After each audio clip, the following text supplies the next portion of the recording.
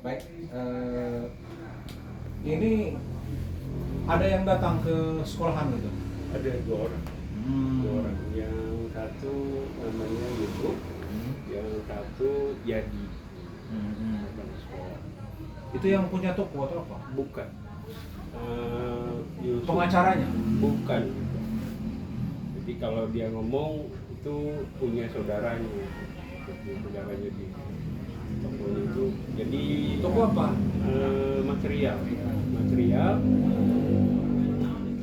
itu yang punya Acep bin Kardi, yang punya material itu. Nah, Acep bin Kardi ini masih saudaranya.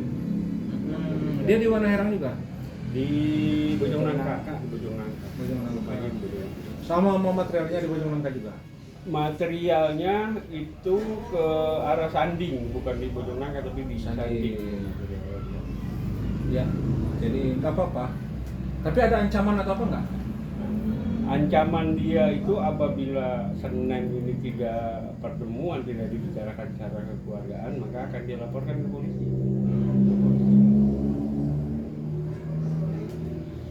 Ya nggak apa-apa. Jadi polisi ini kan pengadil bagi yang salah atau yang benar gitu kan. Nah, solusi di situ juga nggak apa-apa. Ya, kalau dia mempunyai legal standing, silakan lapor. Nah, jadi kita kan paham kalau cara melaporkan orang itu seperti apa sih gitu kan.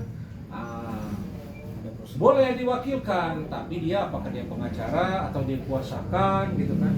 Nah, terus dia merasakan langsung tidak kerugiannya, ruginya apa sih gitu.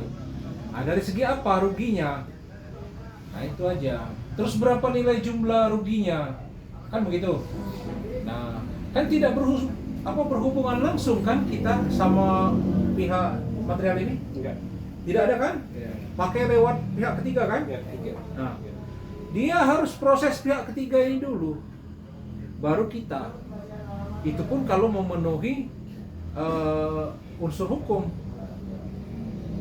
Nah, itu unsur perbuatan melawan hukumnya itu di mana gitu? Oke, dianggap apa pemalsuan? Palsu itu kan nggak mungkin kalau seandainya palsu itu apa sih gitu kan? Ya nggak? Apakah kita memperbanyak ataukah kita gimana gitu? Nah, kalau hanya sekedar memakai, nah dari mana kita dapat pakai itu? Apakah dapat itu dari orang lain atau kita dikasih dia? Kalau dikasih tidak bisa, dapat dari orang lain tidak bisa. Dari mana segi hukumnya gitu? Nah, kalau nominalnya berapa? Kan begitu. Dia merasa dirugikan berapa? Nah, saksinya siapa mau? Enggak jaksa jadi saksi.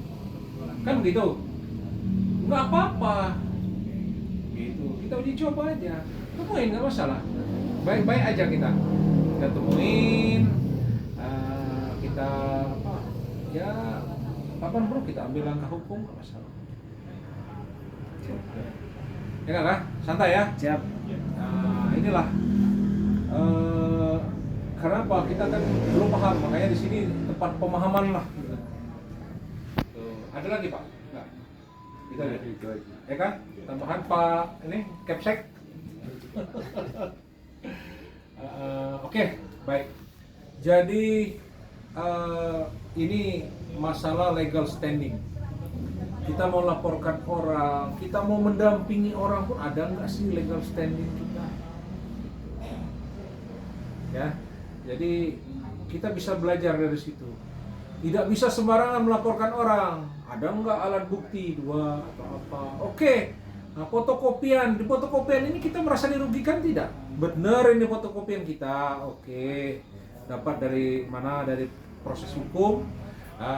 Barang bukti yang mungkin tidak diserahkan, dikembalikan ketika gugurnya masalah hukum tersebut. Nah, bisa diambil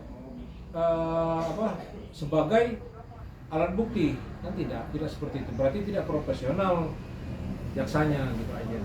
Ya. Harusnya dikembalikan semua, udah selesai kan urusan gitu.